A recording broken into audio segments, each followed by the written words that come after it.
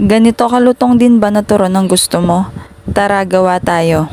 3 ingredients lang ang kailangan mo dito. Kailangan lang natin ng lumpia wrapper, saging na saba, at syempre hindi dapat mawala ang asukal. Ganito nga pala yung way ko ng pagbabalot.